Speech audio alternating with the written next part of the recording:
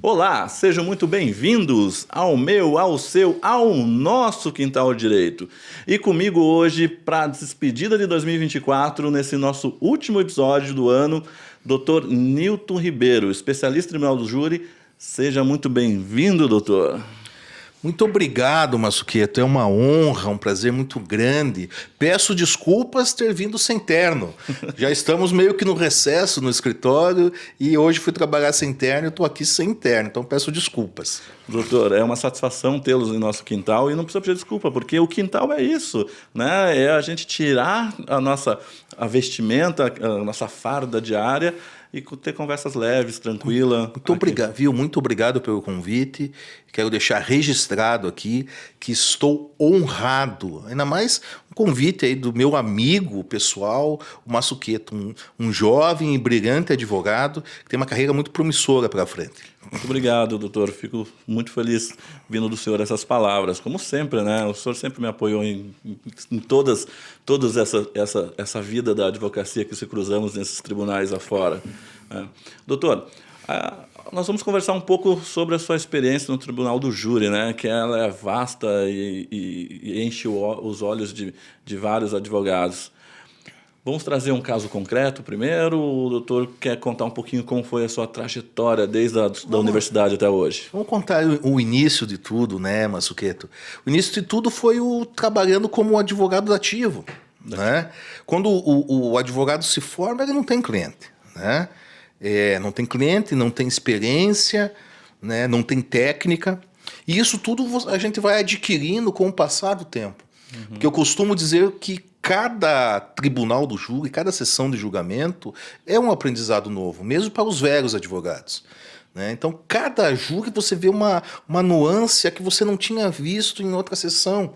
Né? Uma pegada diferente, algo, né, inédito. Sempre tem algo inédito no tribunal do júri. Por isso que o advogado ele tem que estar preparado para tudo.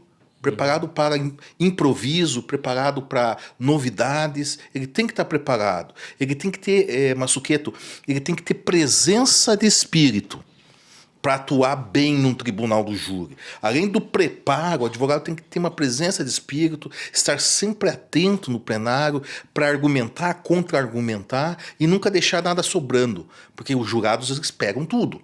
Os jurados eles sabem tudo o que está acontecendo. Se o advogado comete falha, se o advogado comete algo em virtude da inexperiência, os jurados pegam. Sim. Então, muitas vezes, você acha que o advogado que o jurado não está vendo e ele está prestando atenção naquilo. Inclusive, eu gosto muito de, depois que acaba a sessão do plenário do júri, complementar jurado por jurado, né? E conversar um pouco com o jurado, e eles nos trazem muita informação importante da atuação da gente no plenário. E isso é enriquecedor, porque você acaba enriquecendo realmente o teu trabalho. E no próximo júri você já molda mais de forma diferente, talvez não digo aquela falha, mas aquela situação que você consegue lapidar um pouco melhor. Então, o júri se aprende, todo o tribunal do júri se aprende um pouquinho. Mas, como eu estava dizendo, eu comecei minha carreira fazendo muito júri dativo. Tá? Muito júri dativo em toda a região metropolitana de Curitiba, Arapa, Rio Negro, São José dos Pinhais. Eu fiz muito júri dativo em São José dos Pinhais. E hoje nós já passamos de 250 júris. Para advogado é muita coisa, você sabe disso. Imagina 250 júris. Nós já passamos desse número de 250 júris. Às vezes eu até me assusto, porque você pegar cada júri, né, é muita coisa. E é muita gente que a gente atuou defendendo. Hoje eu nem reconheço mais as pessoas. Às vezes a pessoa vem me cumprimentar na rua, fico pensando, será que esse aí foi assistente de acusação ou fui defesa? Isso é complicado mesmo. Então, assim, mas realmente o doutor tem razão. Uma coisa que eu me sinto falho é não ter esse tato terminou o júri, vai lá, cumprimenta os jurados, cumprimenta o juiz, o promotor. Não, a carga negativa para mim machuca muito. É pesado. É pesado. Aí eu não vejo a hora de... Mas você é jovem Foi ainda. absolvido, vamos embora. Mas você é jovem, Mazzuchetto. Eu posso deixar registrado aqui, o Mazzuchetto é um advogado promissor, aí, é um jovem advogado que tem um futuro brilhante pela frente. Agradeço. Aguerrido, tá? Aguerrido, isso é muito bonito, sabe? Avesso a covardias, né? Acho que seria um adjetivo interessante para você, avesso a covardias. Você é aguerrido pelo cliente, você briga pelo cliente. Isso é muito bonito, tá? Tá de parabéns. Muito obrigado, doutor. Eu gosto de levar os preceitos da advocacia a sério. Eu brigo pelo meu cliente, eu brigo pelo meu par. Né? Eu já fui preso por advogados, colegas nossos, que foi preso em outra delegacia ilegalmente, e fui lá tirar ele de lá, né? Demonstrando que ele não podia estar preso lá. Fui agredido, recebi voz de prisão, mas depois tudo se apaziguou, todos os anos foram desveiando, né, daquela situação e foi tranquilo. Mas eu costumo dizer assim que hoje em dia eu tô um pouquinho mais calmo, né? É muita matéria dizendo que o Mazzuchetto estava lá batendo de frente com os outros. O Mazzuchetto, olha, ele é uma figura, viu? Ele é um advogado que às vezes estava realmente em polêmicas, né? Mas eu sempre te admirei, Mazzuchetto, pela tua coragem, tá? Obrigado. Você pela tua coragem, principalmente, e por você ser tão aguerrido aí na defesa das suas teses. Tá de parabéns. Advogado não pode ser covarde, né? Exatamente. Advogado, se for para ter medo, então nem vira advogado, ou então vai trabalhar em outra área, mas na área criminal não tem essa possibilidade. Não existe, né? A gente tem que saber o degrau que a gente está, né? E ao lado do cliente, no último degrau, ao lado do cliente, para que a gente possa ali demonstrar. E como é difícil, né? Você tá ali num júri. Esses dias eu fiz um júri agora. O júri levou 3 dias. Começou na quinta cedinho e acabou no sábado à noite. E eram 4 clientes, agora faz 2 meses, 4 clientes acusados de matar 3 menininhas. E o Ministério Público vem com toda a força para cima da gente e tal. Mas a gente trabalha com o quê? Trabalha com laudos, trabalha com técnica, né? E a gente demonstrou que não tinha prova suficiente. Veja, eles estavam presos já há 4 anos. Muito tempo. E quando acabou o júri, eles foram absolvidos e a expedição de alvará de soltura é aquela coisa assim que, meu Deus, 4 anos. Eles já não acreditavam mais. Eles já acreditavam numa pena de 80 anos ou mais. E aí a gente demonstrou que seria impossível eles terem cometido aqueles crimes. E foram absolvidos. Então, essa é uma satisfação tão grande para o advogado que ela deixa para trás, inclusive, honorários advocatícios, ao meu ver. A sensação, Mazzuchetto, de se fazer justiça e ter buscado justiça por tantos anos e, de repente, você vê na prática ali a expedição de alvará de soltura no Tribunal das Lágrimas. É poético. Né? Ele chega a ser poético, né? E você vê aquela briga que foi. Quando eu falo briga aqui, por favor, quem está me assistindo aqui, não entenda como uma briga de rua, mas como uma briga técnica, ética, que tem que ser. Porque se o advogado Mazzuchetto for banana também, vamos dizer assim, e ele causa um mal para o cliente que não tem como consertar, né? E o juiz ele tem o poder de destituir esse advogado quando vê as falhas, porque eu já acompanhei júris de colegas que não estavam preparados para aquele momento. E houve bastante falhas, né, nos debates, e o juiz ele poderia ter se manifestado, destituído ele e remarcado o júri para... Eu já vi tive a oportunidade de ver assim. É muito triste. É triste, óbvio. Porque a gente fica com dó do colega que está lá, mas é fato, Mazzuchetto. Vai fazer júri, vá preparado, não vá para brincadeira, não vá para tirar selfie. Eu vi algumas situações né? Veja, eu sou um defensor do advogado que está iniciando, tenho o maior carinho por advogados que estão iniciando, mas já vi alguns casos de advogado ir lá para tirar um selfie, porque ele nem queria ser advogado criminalista, mas era para tirar um selfie para registrar que ele foi um dia. Só que o réu não está lá para o selfie. Não. Nós estamos discutindo a liberdade desse réu. E nós estamos discutindo a liberdade que tem e condiz com a vida daquele réu e a vida de todos os familiares. Exato. Não, você tocou num ponto agora, não é só do réu. A gente pode mudar o destino de uma coletividade de pessoas. É o pai, a mãe, o filho, a filha, a esposa. Uma condenação mexe com todo mundo. Óbvio. E uma condenação injusta, ela causa um mal terrível para o sistema de justiça como um todo, né? Um mal irreparável, né? E a gente tem visto aí, as pessoas perguntam para mim, Massuqueto, às vezes, Tornilton, tem inocente no presídio? É verdade isso ou todo mundo lá é inocente? Olha, Massuqueto, eu arrisco a dizer para você que 10% das pessoas que estão no presídio são inocentes mesmo. Sim, erros judiciais acontecem diariamente. Eu já vi diversos erros judiciários assim que me causaram tristezas enormes, a gente sabendo que a pessoa é inocente e está presa, né? Eu advogo em várias situações que o réu realmente é inocente, a gente tem que brigar com todas as armas para que as pessoas sejam absolvidas e sejam, enfim, né? Doutor, uma coisa que eu vejo, que o doutor tocou no assunto desses advogados que infelizmente vão ao tribunal para tirar selfie, eu tenho visto e notado, né, porque é nítido e notório, vários advogados pegando a assistência de acusação para se veicular e se promover na mídia, na internet. Existe. O que o senhor acha dessa Olha, situação? eu peguei um caso emblemático na assistência de acusação, que foi o caso do Daniel. Uhum. Tá? Eu lembro. E foi uma batalha árdua, no caso do Daniel. Não foi ali um enfeite. Né? Para quem assistiu a sessão de julgamento do caso do Daniel sabe do que eu estou falando. Foi um caso muito difícil, onde a assistência de acusação ela foi uma condição sine qua non para a condenação. Tá? Isso para quem assistiu, acompanhou, né? Mas eu vejo realmente pessoas que pegam assistência de acusação e ficam ali decorativo ao lado do Ministério Público, sem abrir a boca para nada. Fazia muitos anos que eu não assistia um júri como espectador. E eu fui assistir um júri onde o doutor patrocinava alguns clientes lá. Eu? Aham. O senhor era o patrono, né? Aí, era o caso daquele advogado que foi morto a tiros no posto de combustível aqui em Curitiba. Foi um caso difícil. O senhor teve êxito, né? Graças a Deus. E eu conheço o pessoal que fez a assistência da acusação, né? Mas eu não vou dar nomes aqui.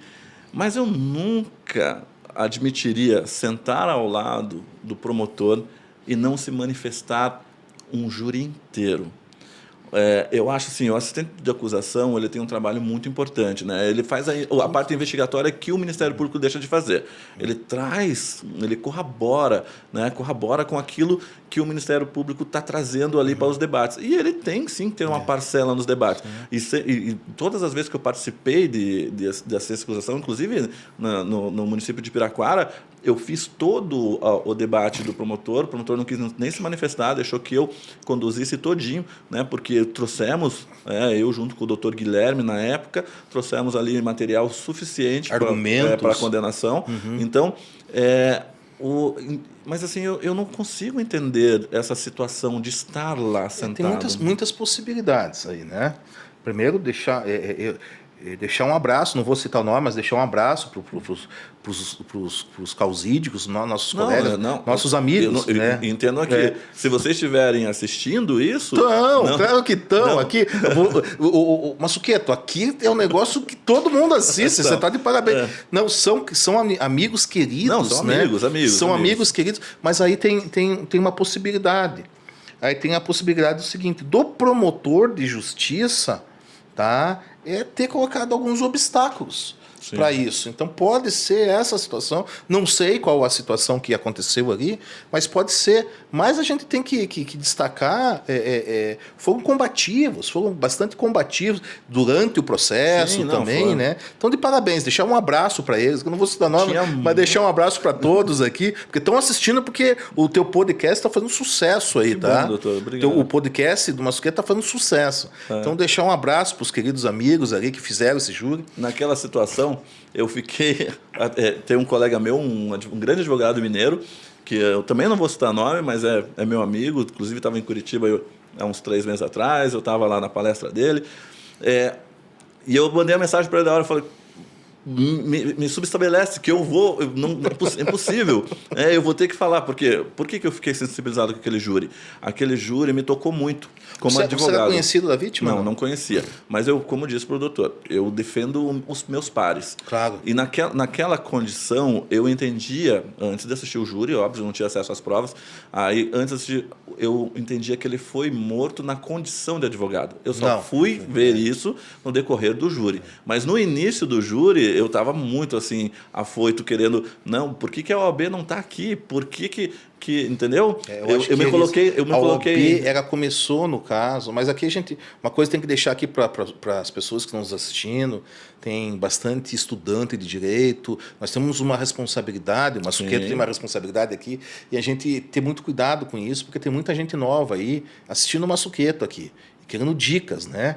E nesse caso, a gente foi com muito respeito, essa é uma dica importante, tá, pessoal? Muito respeito à vítima. Tá? Mesmo que você esteja defendendo uma tese e tal, tem que ter respeito à vítima. Sem respeito à vítima, a tese defensiva acaba indo por água abaixo, porque a vítima não está mais ali. Se o crime não for tentado, for consumado, a vítima não está mais ali, né, para se defender. Então a gente tem que ter muito respeito, porque isso pode causar uma repulsa dos jurados. E no caso desse advogado, que, repito aqui sempre com muito respeito à memória daquele jovem advogado que vem a falecer, a gente demonstrou ali que ele procurou isso.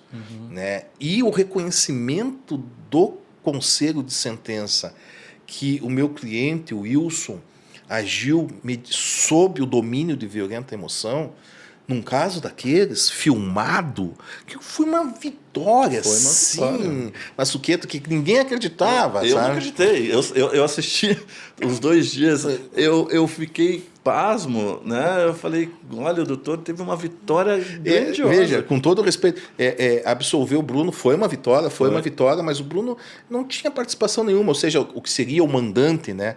Mas reconhecimento da violenta emoção para o atirador foi uma vitória sem tamanho, né? Foi uma vitória gigante. Hoje, e já saiu, inclusive hoje ele passou no meu escritório à tarde, né? Trabalha com bancos e, enfim, postos de gasolina, é uma pessoa boa. Mas foi um jogo muito difícil, tá? E que bom que você foi assistir. Eu assisti. Foi assistir. Assisti. Tem coisas assim que eu acredito que... E eu dou um conselho para todos, né? Os acadêmicos, os bacharéis, os caso advogados, das Esmeraldas. Né? Já vamos chegar no caso Esmeralda, vamos dar o conselho. Vão assistir os júris, vão aprender. Não entrem, né, como aventureiros e estraguem a vida de um ser e da família dele todo. Exato. Às vezes, a humildade dentro de nós tem que falar um pouquinho mais alto. Eu tenho muito para aprender com esse advogado que está do meu lado e eu fico muito feliz de ter... Tenho muito a aprender com você também. Que eu tive lá e assisti. Fazia anos que eu não ia... Nossa, fazia acho que uns 10 anos que eu não ia assistir um júri. Né? Sempre do outro lado nós estamos, né? E daquele dia eu me senti bem. E foi um júri bem bacana. Mas Massuqueto, você é dos grandes. Um dia, doutor. Você é dos grandes. Eu vou ter uns 200 quilos. Vou contar um fato curioso aqui no podcast do Massuqueto. Meu primeiro júri. Como que foi meu primeiro júri? Como foi, Meu primeiro júri foi um júri dativo, logicamente, né? Na comarca da Lapa. Era a doutora Carmen, a juíza, já está aposentada. É o doutor Riquelme de Macedo, um excelente promotor de justiça, já falecido. E era o caso do Pedro Testudo. Pedro Testudo? Pedro Testudo. Não é do meu tempo, doutor. Não. Foi em 1999 esse júri. Não, minto. Ano 2000. Eu me formei em 2000, foi meu primeiro júri. Formei em janeiro, acho que foi em junho. E quem era o Pedro Testudo? Pedro Testudo era um rapaz simples do campo. Um rapaz simples que trabalhava por diária, colhendo batata. Muito simples, muito humilde. E esse rapaz um dia foi num posto de gasolina, na estrada ali de Curitiba a Arapa, eu acho que ali depois de Contenda, e chamou um amigo dele e falou: vamos comer uma coxinha e tomar uma Coca-Cola? Cara, não tem dinheiro não, mas eu recebi. Vamos comigo? Vamos. E foi os dois vestidos com a roupa de campo, todos sujos, tal, e chegaram no balcão, que para eles aquele balcão, aquele posto, Mazzuchetto, não era um posto de gasolina. Para eles aquilo era um shopping center, Sim, com luzes, sabe? Eles romantizavam, porque eles nunca podiam entrar lá, porque eles não tinham dinheiro. Então para eles aquilo era o máximo, né? E eles chegam, olham, coxinha. Vejam, Pedro, veja 2 coxinhas, 2 coca. E o atendente foi meio desrespeitoso, olhou eles de cima a baixo, tal, perguntou: vocês têm dinheiro para pagar? E aquilo, o Pedro Testudo, ele me contando, depois eu morri de vergonha, eu tinha como. Aí eu me subi um negócio, eu peguei meu 32 que estava aqui, pum, dei um tiro no cara, matou o cara. Aí teve o julgamento na Arapa, eu era da ativa, a doutora Carmen, que hoje já está aposentada, uma juíza maravilhosa, até deixar um abraço para a doutora Carmen, uma grande juíza que está assistindo aqui, porque você está fazendo sucesso, tá? Amém, doutor. E aí a nossa tese foi violenta emoção, se eu não me engano. E foi reconhecida a violenta emoção, tirou a torpeza, porque a torpeza e a violenta emoção, ambos subjetivos, né? Ou um ou outro, tirou e acabou dando, acho que 5 anos para ele no regime aberto, regime semiaberto, algo assim. Eu sei que ele estava preso já uns 8 meses ou 9 meses, e saiu, quando saiu a sentença, já saiu o alvará de soltura, ele saiu. Aí ele estava de frente à juíza, todos de pé para a leitura da sentença, e ele, sem saber, pé de chinelo, né, todo humilde daquele jeito. E a juíza, o conselho de sentença, por maioria de votos, decidiu que o acusado cometeu o crime sob o domínio de violenta emoção, portanto, fixo a pena em 5 anos, tal, tem a dosimetria ali, e espeço o alvará de soltura. Alguém mais quer a palavra? Não, ninguém mais, eu declaro encerrada a sessão. Aí o Pedro ali de frente, parado, olhava para um lado, olhou para mim, dando risada, falou: e agora? O senhor pode ir, o senhor está solto. Estou solto? Pum, saiu, foi embora. Nem falou mais nada. Foi meu primeiro júri. E foi um júri que eu não vou esquecer pro resto da vida. Foi do Pedro Testudo, que agiu sob o domínio de violenta emoção, logo após injusta agressão, né? Foi realmente uma injusta agressão. Aquela fala não era simplesmente perguntar se ele tinha dinheiro ou não. Era desprezar a pessoa que ele era. Uhum. Né? E esse desprezo provocou essa violenta emoção. Esse foi meu primeiro júri, Mazzuchetto. E já foi um júri, parece que um pouco emblemático. Foi para mim, foi marcante, né? Mas eu fazia júri. Aí, ó, para quem está assistindo e está atrás da certidão para pegar honorários do dativo, que não tem nada de errado isso, tá? Até eu acho bacana. Mas quando eu fazia júri dativo, não se pagava, tá? O júri que a gente fazia era por amor à causa, por amor à justiça, por amor ao direito. Então não recebia um centavo. Né? Não, mas um ponto bom o senhor bateu, porque cumpria-se a função social do advogado. Exatamente, o nosso ônus, né? Munus público. Exatamente. Hoje em dia, para a gente conseguir isso, eu prefiro fazer dativo, prefiro fazer pro bono, do que ser nomeado dativo.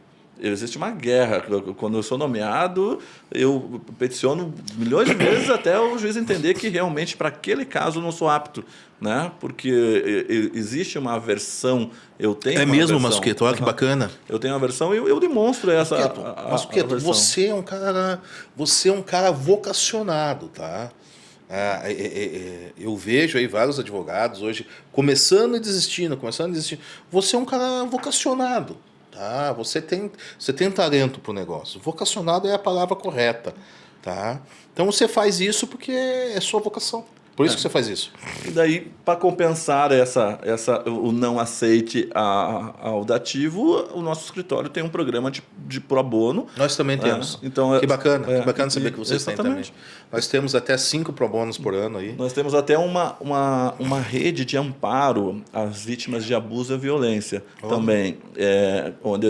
Nesta rede, nós proporcionamos orientação jurídica, orientação psicológica e pedagógica gratuitamente às vítimas de violência, de qualquer tipo de abuso ou violência que bonito, que seja doméstica ou seja qualquer tipo. É um ônus, né, do advogado fazer isso. É um ônus público. Você tem que se dedicar um pouco também. Não é só ganhar honorários e tal. Não, você tem que fazer essa parte social. É muito importante. Né? É muito importante mesmo. Né? Mas, então, os casos do escritório... Hoje estamos atuando num caso interessante no Mato Grosso, em Cuiabá, né? Onde um advogado foi morto. Um advogado foi morto em Cuiabá e no celular desse advogado tinha muita informação de compras e vendas de sentença. Isso já levou ao afastamento de vários desembargadores usando tornozeleira. É um negócio complicado. E o nosso cliente, que era o Antônio, né? Nós usamos, na época a gente usou a seguinte tese: a gente vai dizer quem é o mandante, mas só no plenário do Tribunal do Júri. Então Cuiabá ficou empolvorosa. Então a situação lá, esse júri vai dar o que falar ainda. Tem né? que ir de colete, doutor. É um júri pesado. Um júri pesado. Então quando a gente vai para Cuiabá, a gente tem que pegar segurança. Né? Descendo no aeroporto, a gente tem que pegar segurança. E Cuiabá até... eu tenho certeza que vai chegar em Cuiabá isso aqui, porque tá bacana. Né? Entra na rede mundial, chega em Cuiabá e fala assim: mandar um abraço para meus amigos, doutor Neyman, de Cuiabá. Né? E a gente tem um pouco de receio, porque nós por mais que vivemos numa metrópole, nossa capital é interiorana. Né? O sul para baixo, nós somos a maior capital do sul do país, mas é interiorana. A gente conhece todo mundo. É provinciano, né? É provinciano. A gente tem esse mal aqui em Curitiba. Né? A gente se fecha para situações locais. Só que você dá um pulinho em São Paulo... Eles não sabem de nada dos nossos problemas. Não. E a gente pensa que os nossos problemas são os maiores do mundo, que as nossas pendências, que os nossos julgamentos são os maiores. Não. Mas se a gente dá um passinho para São Paulo, já ninguém mais conhece Curitiba. Isso é interessante. Eu advogo bastante em outros estados. Então, até a nossa jurisprudência não é meio desprezada aqui, né? Com todo o respeito ao nosso egrégio Tribunal de Justiça, né? Mas a nível de Brasil, nós temos esse problema, né? E é um problema que se reflete no Congresso Nacional, né? Não, e é uma curiosidade que até é importante eu falar que... Nós somos tímidos. É verdade. Que acontece... é que os próprios desembargadores não aceitam as suas jurisprudências, porque eu tenho casos em câmeras que foram com todas as nuances igual, e julgamentos diferentes, e eu colocando a jurisprudência do julgamento anterior. Eu acredito, eu saí de lá rindo, porque eu não acredito. Mas aí tem um ponto legal para a gente conversar, Massuqueto, que é o seguinte: o que está acontecendo agora a nível de jurisprudência, né, de julgamentos, não só no Paraná, mas em todo o Brasil? São as decisões por inteligência artificial. É isso, eu tenho medo. Já está acontecendo, tá? Já está acontecendo. Então, a gente tem visto no escritório bastante decisão por inteligência artificial. E o tribunal está investindo nisso. É o futuro. Não tem mais volta. Né? Então, quem pretende se manter no mercado, o advogado, o jovem advogado, o advogado antigo, né? Isso é mais um aviso aos antigos do que aos novos. Vai ter que se adequar à inteligência artificial. A inteligência artificial não tem mais volta. Eu estava até conversando com a doutora Juliane, que estava aqui no podcast anterior, um pouquinho sobre o termo que eles inventaram para o advogado que não partilha da inteligência... Tem um termo? Tem um termo agora. É advogado artesanal. Ah, sim. Eu trabalho na boutique. Exato. Eu aprendi isso umas 2 semanas atrás. Eu não sabia de que existia isso. Mas é muito difícil, né? Hoje o meu escritório é um escritório artesanal. É uma boutique. Meu escritório é uma boutique, não um shopping, né? Não é aquele escritório, aquele grande escritório que tem lá centenas de processos por dia.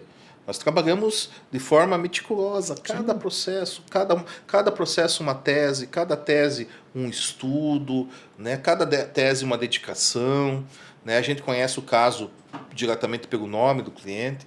Claro, aí tem os grandes escritórios empresariais, né, que é números. Escritórios que trabalham para banco, que trabalham para grandes empresas, aí são números. Nós criminalistas, não, nós somos advogados artesanais. Nós não fazemos o contencioso, né? Então, apesar que o meu escritório ele tem o viés empresarial, a gente lá nós atendemos várias vertentes do direito, menos previdenciário, o resto a gente fazemos tudo, fazendo direito tributário, mas óbvio que cada advogado que trabalha lá dentro da sua área de pesquisa, com a sua banca, é tudo separadinho, né? Então, assim, a gente consegue ver, né? Eu sou advogado criminalista, eu só vejo, né? Então, eu só olho. Do que a maneira... Eu me lembro que esses tempos atrás o doutor Guilherme passou mal e não pôde... Ele faz a pasta do dia de trabalho. Aí ele falou, doutor, eu não estou bem, tem audiência agora 9h50, você consegue fazer para mim? Daí eu falei, qual é o caso? Esse é o problema sério. Aí ele falou para mim, não, é fulano de tal. Busquei no sistema, a gente usa um sistema, ali estava tudo pautado, eu já falei, não, eu vou. Eu peguei o tablet e fui para a audiência. É outro mundo. Quase saí preso de lá. Quase saí preso. Eu cheguei a passar a vergonha do juiz falar assim, o senhor não é advogado trabalhista, né? Eu falei, não, eu sou advogado. Né? Tô habilitado para atuar em qualquer esfera do direito. Não, é uma especialidade complexa. Não, e foi só guerra. Eu não entendo que tem esses juízes na cabeça. É muito diferente.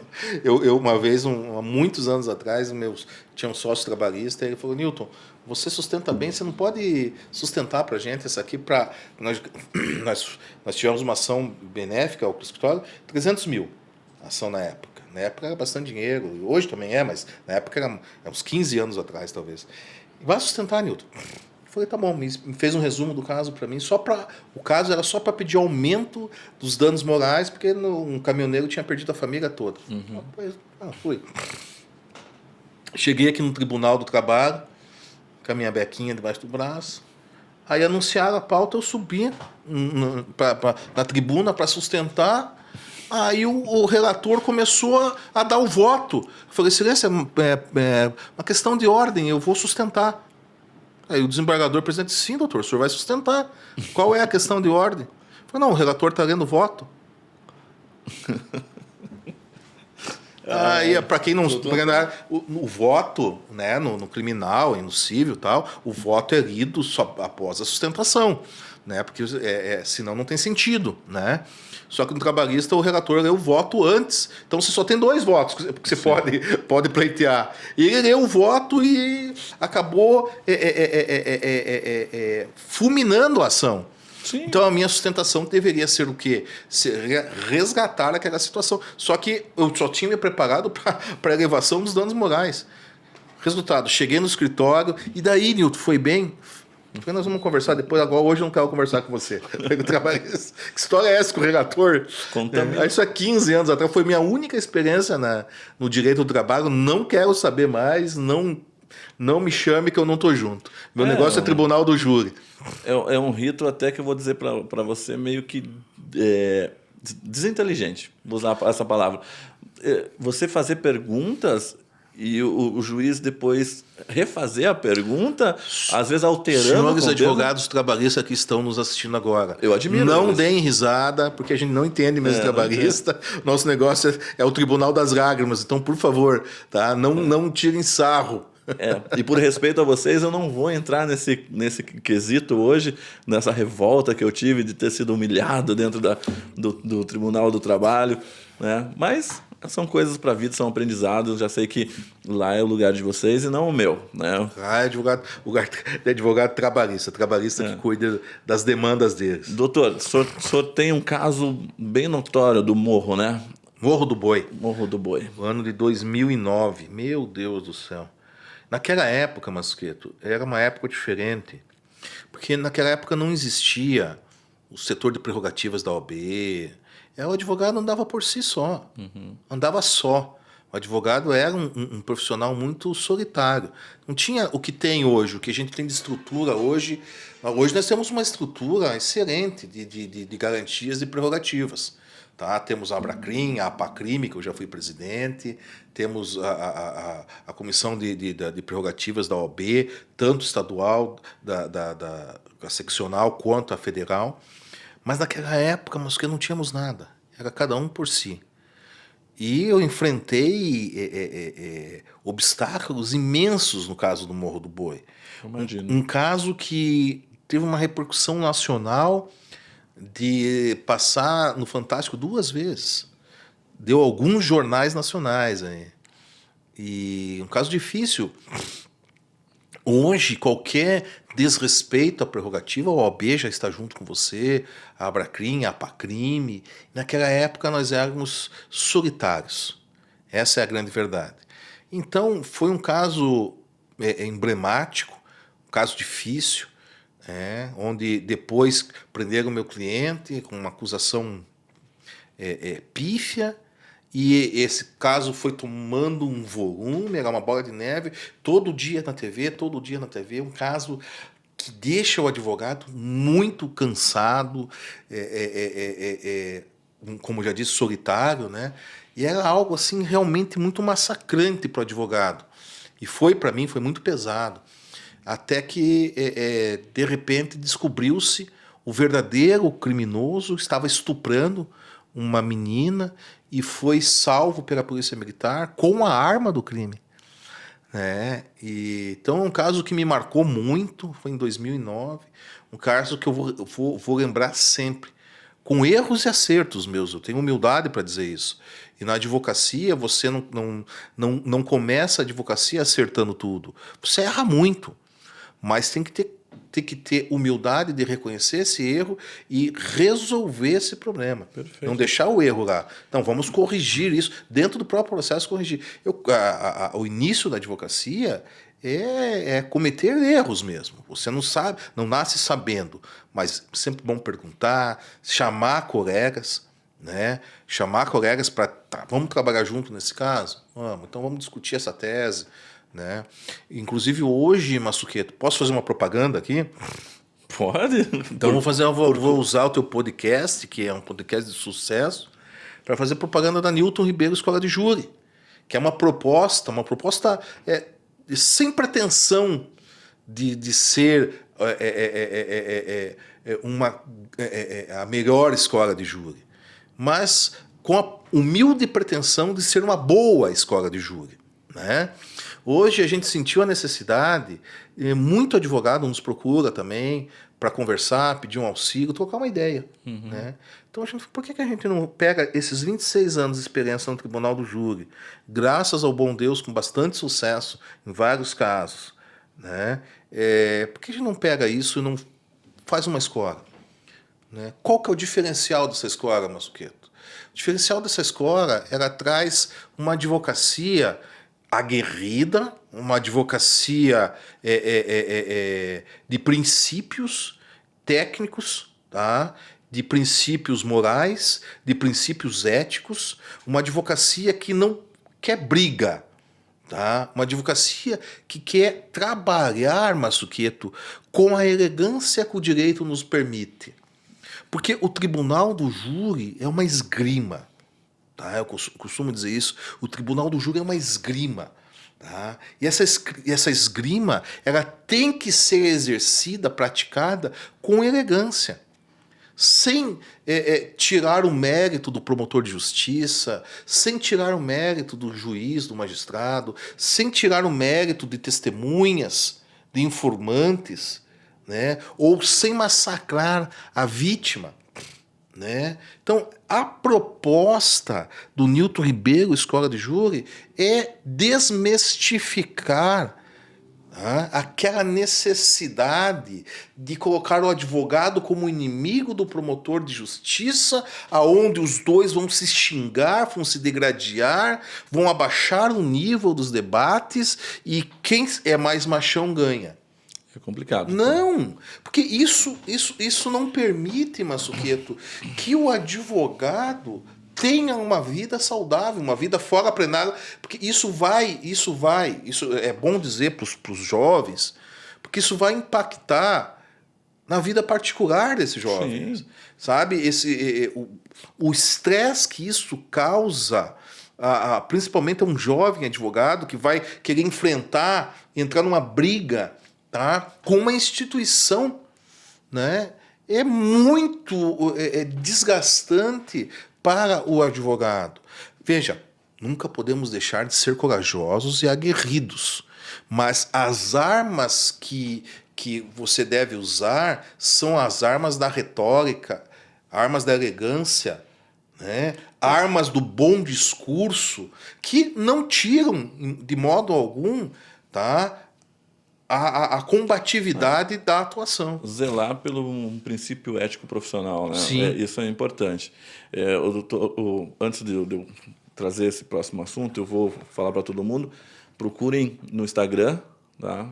Newton Ribeiro, Escola de Júri. Isso, obrigado. Procurem lá, mandem lá um direct e a equipe do doutor vai passar como se matricular. Eu sei que logo vai ter curso à distância. E vocês Mas é um projeto, como eu disse, despretensioso, é um projeto humilde, tá? Mas é um projeto que quer, de certa forma, ajudar, né, aquela pessoa que tem o sonho de ir para um plenário do Tribunal do Júri.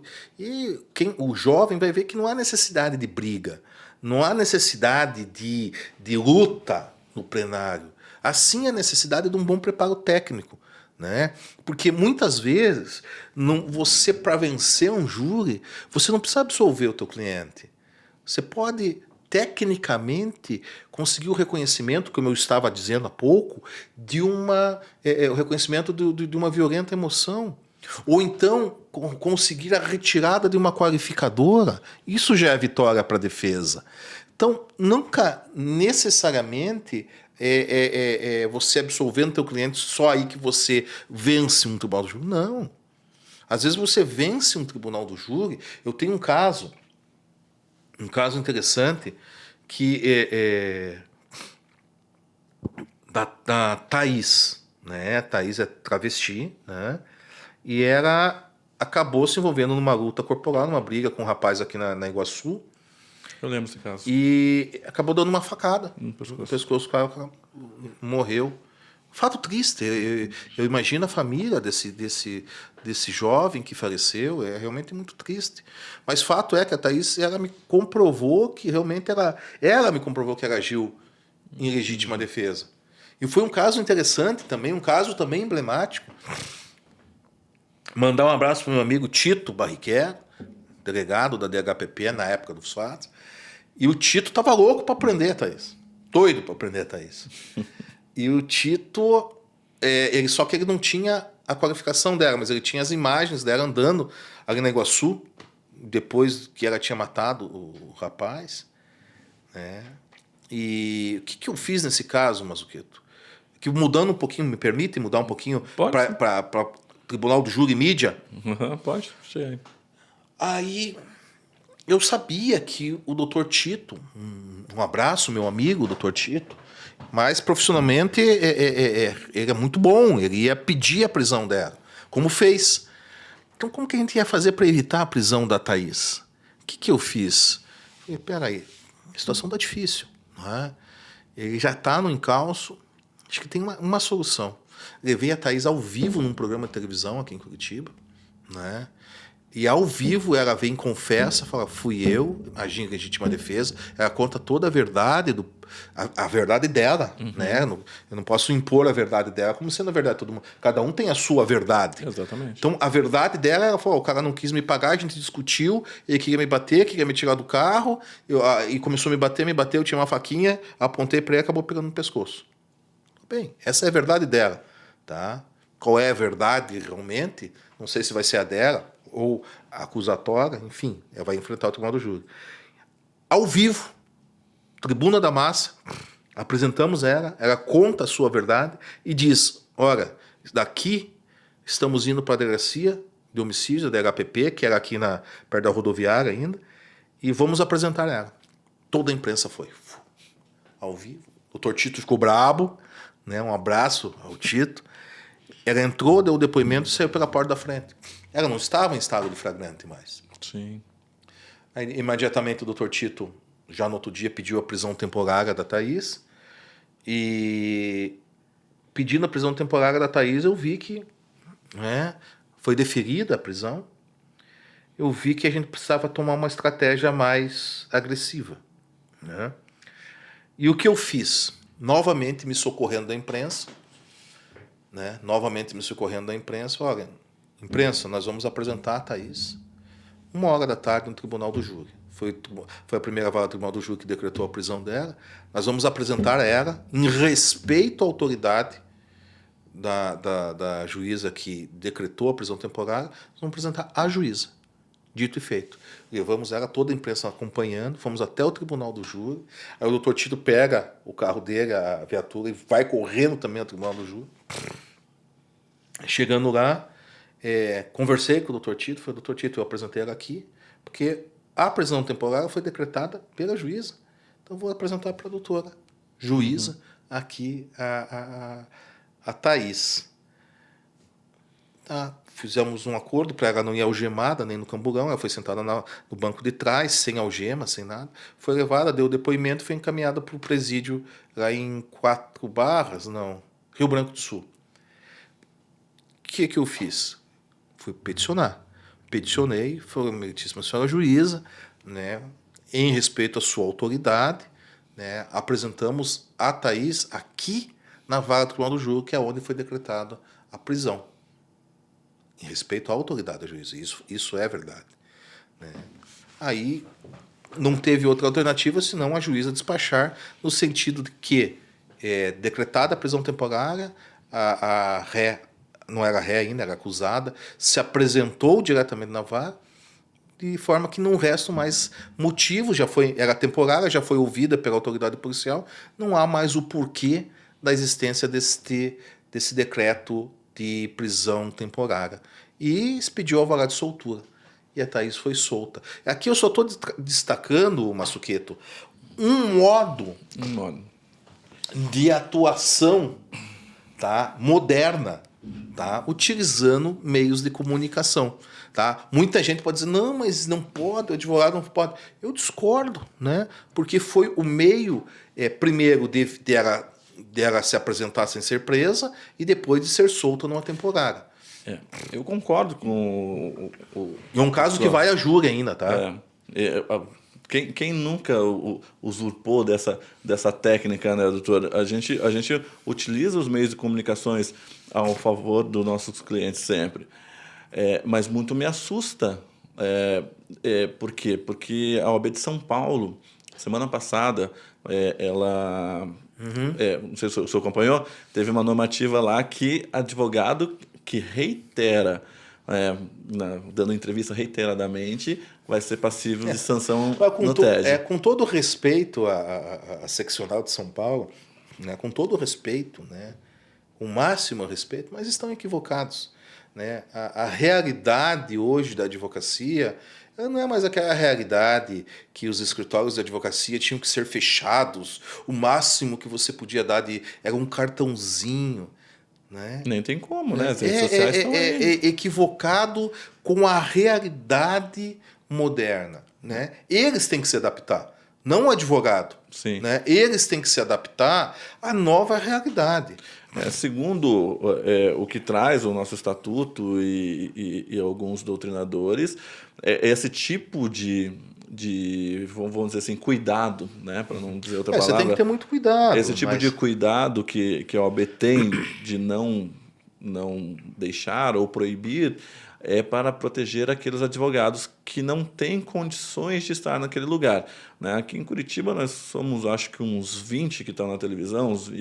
Daí mas a TV está aberta para todos. Eu sei, eu entendo. Isso é o que eu falo. Inclusive, se a gente fosse seguir de forma ferrenha isso aí, nós não podíamos estar aqui no podcast. Exatamente. Né? Porque nós estamos falando de casos, né? Uhum. Mas nós estamos falando aqui, Massuqueto, com elegância e com respeito a todas as partes, todos os atores envolvidos. envolvidos. Nós respeitamos os advogados, os promotores, os juízes, os acusados, os familiares acusados, as vítimas. Nós estamos aqui, ao meu ver, com todo respeito, dignificando a profissão de advogado.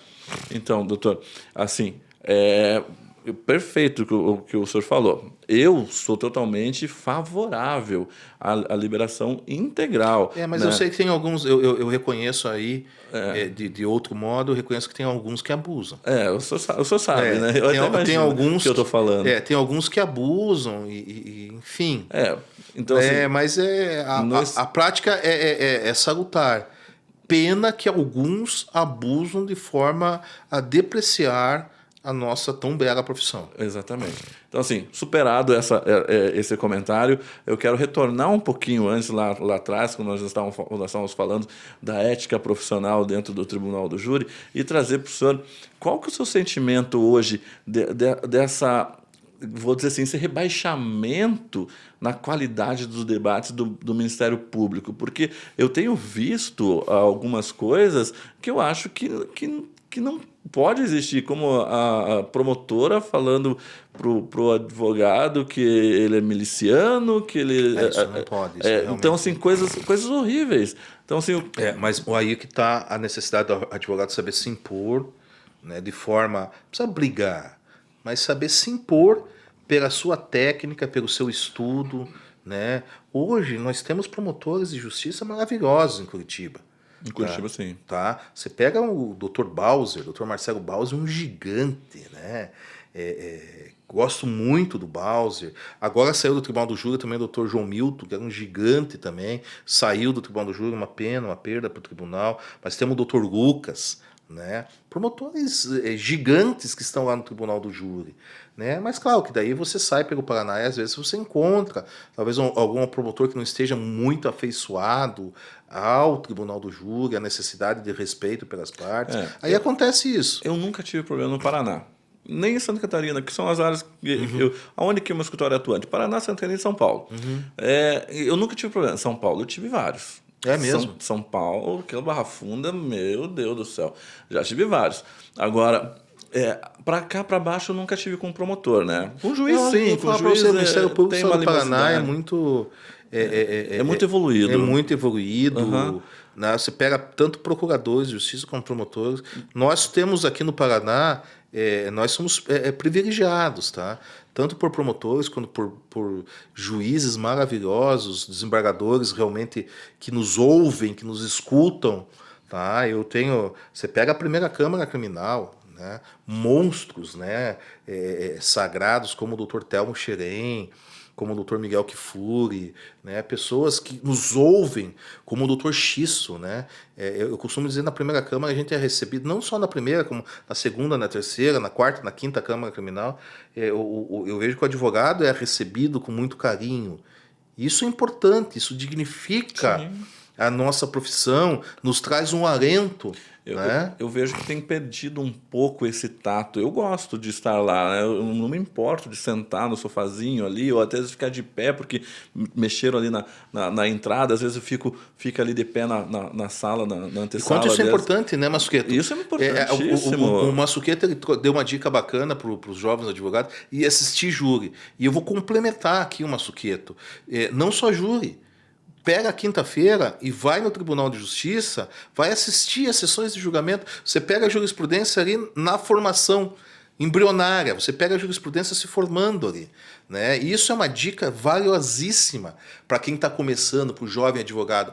Tira a quinta-feira para tomar um cafezinho no Tribunal de Justiça e assistir às sessões de julgamento, porque você pega os julgados ali saindo do forno. Isso para o advogado é uma maravilha, porque auxilia na construção de peças, na construção de teses. Perfeito, doutor. Então, assim, Eu falei agora dessa situação, que nós, aqui no Paraná tranquilo, mas subindo os promotores, eu acho que eles estão muito aflorados. Inclusive, tem promotor aqui no Metral do Júri, que também é meio aqui de Curitiba, meio aflorado, né? Mas um abraço para ele, que ele sabe para quem está indo. Né? Aqui de Curitiba? De Curitiba já teve bastantes embates ali. Todos meus amigos. Não, todos os amigos. Eu gosto de todos. Eu sou defensor de todos. Eu gosto de todos, doutor, mas os embates acontecem. Degladear mas o que normal. Se não tiver o embate no tribunal do júri, não tem júri. Não tem júri, não. Mas assim. Quando eu falo que o tribunal, o combate tem que ser bem combatido, de forma elegante, exatamente, a boa esgrima, ele não afasta o combate. O combate tem que existir, senão não tem julgamento, não tem sessão, não tem nada. Né? Então nem precisa ter. Mas o combate ele tem que ser realizado de uma forma mais técnica, tá? Sem xingamento, sem afrontas, né? Mas eu também acho errado, porque às vezes o ânimo da defesa em querer resguardar o direito do seu constituído ela acaba aflorando muito e acaba saindo. Mas tem colegas nossos advogados que foram condenados, né, por se manifestar de uma forma no tribunal do júri, onde que eles acharam que aquilo ali era injúria e condenaram, né? Eu sei disso. Mas por que isso acontece? Tá? Isso acontece pelo seguinte, muitas sessões, audiências até, inclusive. Eu vejo, às vezes, esses dias eu fui fazer uma audiência, né, e a juíza estava tensa, a juíza estava extremamente tensa, o promotor estava tenso, os outros advogados, todo mundo tenso. Eu falei, isso aqui é um barril de pólvora, isso aqui vai explodir. Né? E qual que é a função do advogado mais experiente? Calma, gente, excelência, tá tudo certo, tá correndo bem. Doutor promotor, tá tudo tranquilo, você veja, tá andando, né? Para os advogados pesada, vamos com calma, né? Tá tudo. Quando você baixa a tensão de uma sessão, a tensão de um julgamento, a tensão de uma audiência, tudo anda de forma como tem que andar. Eu vejo dando problema, acontecendo problemas em audiências, porque a tensão entre as partes está muito elevada. Então, a função do advogado mais experiente é baixar essa tensão para que evite problemas. E evita sempre.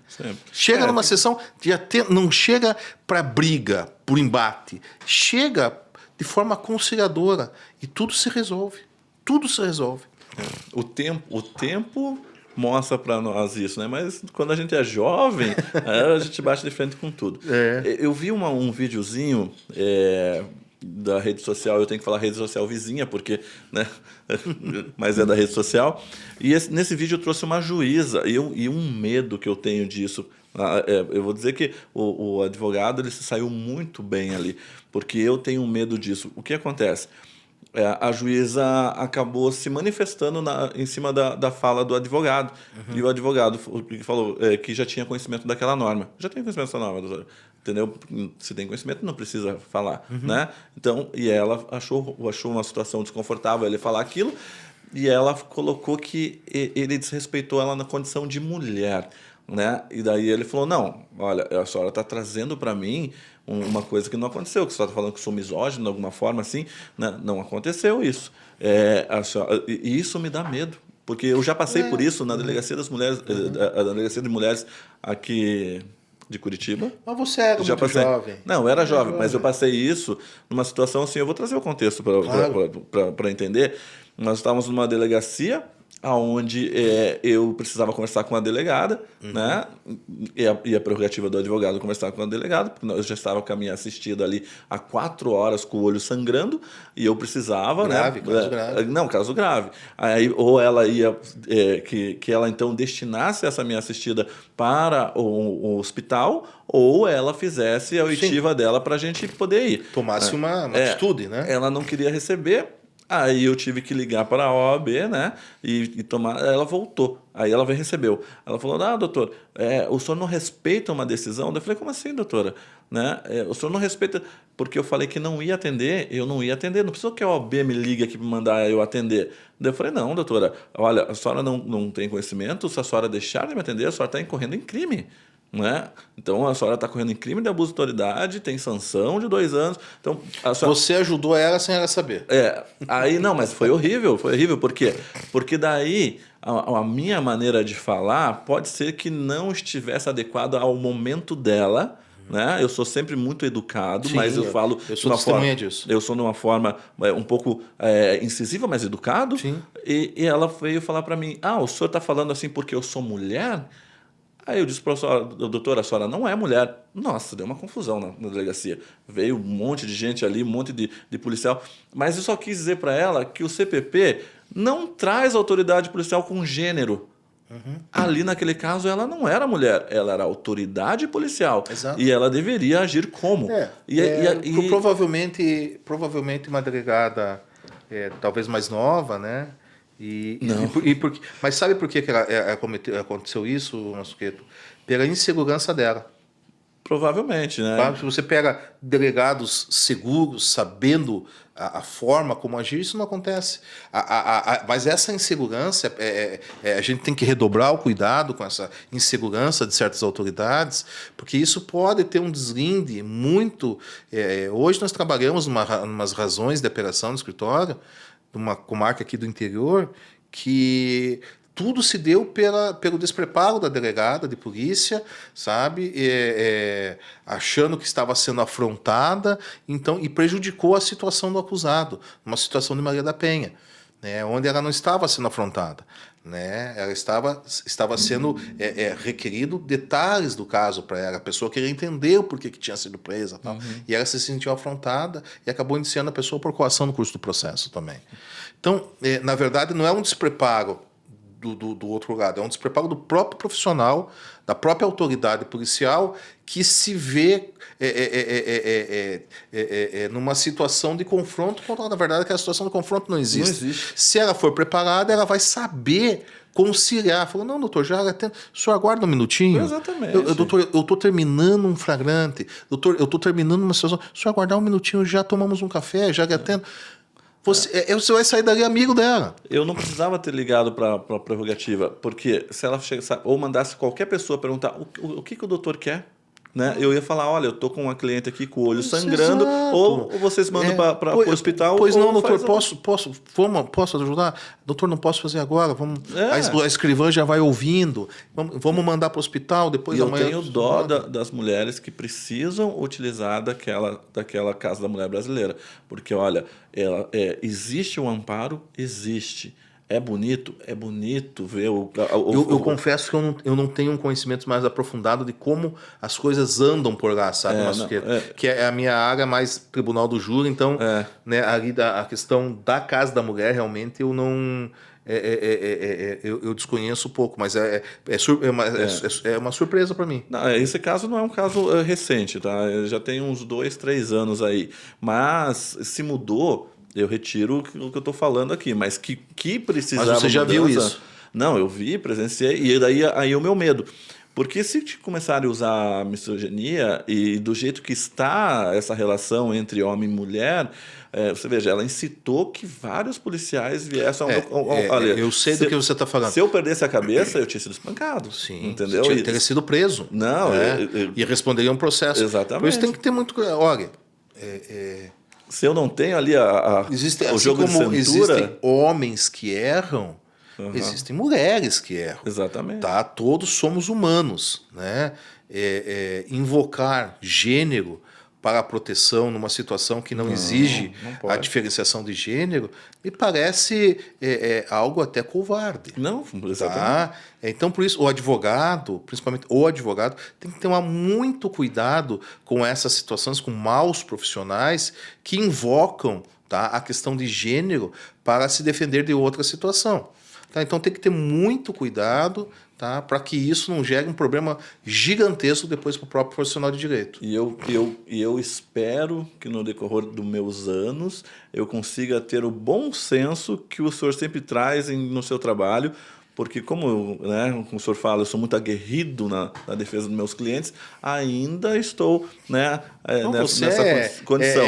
Mas eu tô... Quando eu falo em aguerrido, é um elogio, tá? Um elogio, porque realmente o cliente que te contrata, ele está de parabéns, porque contrata um guerreiro, um gigante na defesa dos seus direitos. Obrigado, você está de parabéns. Você não mede, tá? Você não mede nada, consequências, nada, pela liberdade, pela absolvição do teu cliente. Isso é de se elogiar, de se aplaudir de pé, né? Agora, muitas vezes isso pode gerar para você pessoalmente consequências amargas. Sim, né?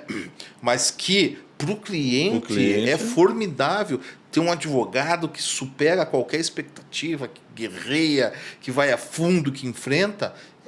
Claro, é maravilhoso. Mas aí você tem que pensar também, para o jovem advogado que tá, sobre as consequências daqueles atos para ele, né?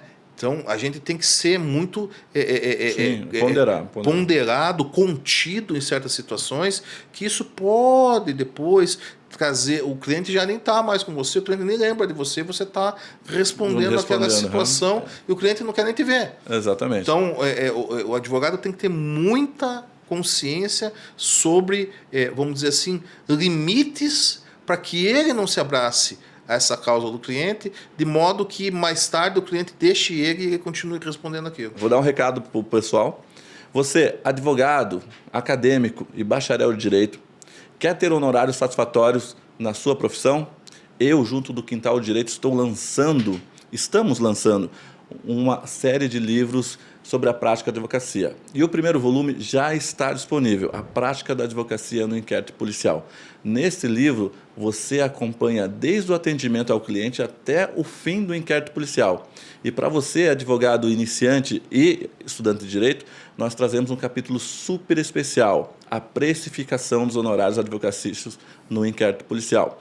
Então é só clicar aqui, veja onde que está na tela o card, clica no card que vai te direcionar a super promoção de R$ 249,90 por R$ 59,90. Essa promoção só é válida para o pré-lançamento. Passou janeiro, o preço é R$ 249,90. Valeu. Vamos voltar aqui para o doutor. Doutor. Legal. Então, parabéns. Doutor, a gente... Olha, Mosqueto, tô impressionado, mas parabéns, viu? Então, eu tenho uma série de livros escritos há muito tempo já. Empreendedor. Empreendedor. Há muito tempo eu escrevi esses livros e eu resolvi lançar, aproveitando o espaço do Quintal de Direito e o apoio do Quintal de Direito, a gente criou uma editora e a gente quer ajudar todo mundo. E eu usei essa frase a uma convidada e que ela se ofendeu. Eu não vou dar o nome dela aqui, que a advocacia é isso, é querer ajudar, é querer se fazer presente, e eu uso uma frase, juntos faremos uma advocacia mais forte. Essa frase que tem que estar com todos os advogados, porque a gente precisa unir, a gente precisa ter o glamour que a gente perdeu. E quando eu era criança, eu via os meus parentes advogados, porque a minha família é da advocacia desde 1970. Então eu via, eu achava lindo aquilo, e chegou na minha vez, estava desse jeito. A gente precisa ser forte novamente. Exato. Então, e seremos. Seremos o que já fomos. Tá? Então, eu sei o que você está falando. A advocacia, ela sempre teve um glamour, né? O status de você ser um advogado, de repente ele foi se perdendo. Por que ele foi se perdendo? Porque abriram inúmeras faculdades de direito. E o exame da ordem, ele pouco seleciona, com todo respeito, mas não é um exame difícil. É um exame fácil e poucos seleciona. E hoje, toda semana, novos advogados. Claro, com todo respeito aos novos advogados, que a gente tem que sempre protegê-los. Sejam bem-vindos. Mas o fato é que nós estamos numa nova realidade, tá? Que não existia há alguns anos atrás. Então, antigamente eram pouquíssimos advogados. Quando eu comecei a atuar, lá em 99, 2000, nós tínhamos ativos no Paraná todo cerca de 4.000 advogados, né? Hoje nós temos aí números aí impressionantes. Eu acho Hoje, que ativo nós temos cerca de 80 mil. é 80 mil. Então, na minha época, nós tínhamos 4.000. Eu acho que inscrito nós temos uns 130 e ativo entre 80 e 100. É bastante gente. É muita gente. Né? Então, é uma realidade completamente diferente. Mas, deixo registrado aqui, Massuqueto, e para todos que estão assistindo, sempre vai ter espaço para aquele advogado que busca um diferencial. Sim. Esse advogado que busca o diferencial sempre vai ser reconhecido e vai ter, logicamente, aquele glamour da década de 70, da década de 80. Mas aquele advogado que busca, tá, uma diferenciação no mercado de advogados. Ele precisa de uma diferenciação, senão ele vai ficar na vaga comum. É verdade. E eu acho engraçado porque, por meus alunos, eu sempre fulminei a situação deles. Eu quero concurso, doutor, quero ser delegado, quero ser juiz, quero ser promotor. Daí eu sempre brincava, mas por que você vai ser isso se você pode ter salário digno como advogado, né? Você pode ganhar muito mais que um juiz, né? E eu sempre impulsiono as pessoas, né? Eu já dei bolsas, no tempo que eu era gestor acadêmico, eu dava bolsa de direito, tanto é que me tiraram do cargo, porque eu acho que eu dei umas 1.000 bolsas na instituição, para todo mundo que chegava, doutor, não estou conseguindo pagar meu curso. Daí eu falei, vem cá, deixa eu ver se você apertava o botão. Deu 40% aqui. Puf, não aplicava a bolsa de São Paulo, ficou louca da vida comigo, né? Me tiraram da gestão. Foi muito... Mas é interessante, são novos tempos, né? São. Novos tempos da advocacia. No meu tempo, uma vez eu lembro que foram na faculdade e perguntaram, quem quer ser advogado? Quase toda a sala levantou a mão. Quem quer ser promotor? Uma colega levantou a mão e hoje é promotora. Quem quer ser juiz? Acho que 2 levantaram as mãos. Quem quer ser delegado? Acho que 1 ou 2. Então, naquela época, a advocacia, sabe, todo mundo queria ser advogado. Tinha seu glamour, né? Hoje, todo mundo quer fazer a faculdade de Direito para fazer concurso. Né? A realidade mudou muito. Mas você veja, doutor, eu coloco muito a culpa na educação, entendeu? Nós vivemos o direito, o common law, e eu acho que o common law ele também é social, né? Tem a mutação diária. Então, essa mutação implicou essas pessoas a achar que na advocacia não tem estabilidade. Ou, de alguma forma, eles não têm... Você alcança. Com demora, tempo, com qualquer profissão. Mas você alcança a estabilidade e alcança também um nome, que é um dos bens mais valiosos que nós temos, o nosso nome, né? Então, porque todo caso que você vai atuar, você tem que pensar sempre, é o meu nome que está em jogo. Sim, óbvio. Né? Tem muitos casos, às vezes, no escritório que a gente recusa, porque é o nosso nome envolvido, né? Então, são barreiras que a gente vai ultrapassando dia a dia, são combates, né, que a gente vai combatendo dia a dia e vai construindo uma imagem, né? Vai construindo um nome. Né? E a dica que eu tenho aqui, talvez a dica final, Massuqueto, a advocacia é uma profissão bela, uma profissão nobre, dignifica, nos traz um orgulho, né, do que somos, do que fazemos, né, desde que feito com ética, feito com lealdade, feito com muito trabalho, muito esforço. Ninguém vira um grande nome da noite para o dia. É um degrauzinho cada dia, um estudo, uma dedicação. E a consequência disso é o quê? É o sucesso na profissão, não tenho dúvidas. Tá? Mas isso tem que ser feito como? Com muita lealdade, ética, dedicação, estudo, suor. Né? E daí, quem sabe, um dia, né, você vai ter teu nome reconhecido aí pelos 4 cantos do nosso país. Perfeito, doutor. É isso mesmo. Infelizmente, o nosso tempo se acabou. Então, já que o senhor deixou um recado tão bonito quanto esse, né, para os nossos espectadores, Aproveita a câmera novamente, deixa suas redes sociais, fala da sua muito escola de obrigado. júri. Massuqueto, você é um advogado que eu já admirava pela sua combatividade, pela sua coragem na atuação. Você é conhecido pela sua coragem na atuação. Não sei se você sabe disso, mas você é conhecido pela coragem com que enfrenta, com argumentos, claro, né, que enfrenta acusações contra os seus clientes. Portanto, meus parabéns. Muito obrigado. Tá? O seu podcast, não tenha dúvida que já é um sucesso e cada vez mais vai virar mais sucesso ainda. Vou aproveitar então a oportunidade aqui para quem está nos assistindo, siga lá Newton Ribeiro Escola de Júri e Newton Ribeiro, né, no Instagram, aí para acompanhar aí as atividades do escritório e da escola de júri, que são pessoas jurídicas diferentes, né, mas atuações diferentes, uma na área da educação, outra da advocacia, mas estão juntas, né, ali sempre no dia a dia. Massuqueto, muito obrigado por este convite, estou honrado, tá? Estou extremamente honrado no final de ano ter um convite assim tão gentil, gracioso, que nos faz aí ficarmos muito felizes. Que é isso, muito doutor. obrigado. É sempre uma honra e uma satisfação estar ao seu lado. É toda minha. E hoje eu conversei com o Dr. Newton Ribeiro, especialista em tribunal do júri, falou conosco aqui um pouco sobre a sua vida na advocacia e as nuances do tribunal do júri. Quem curtiu, clica no sininho, se inscreva.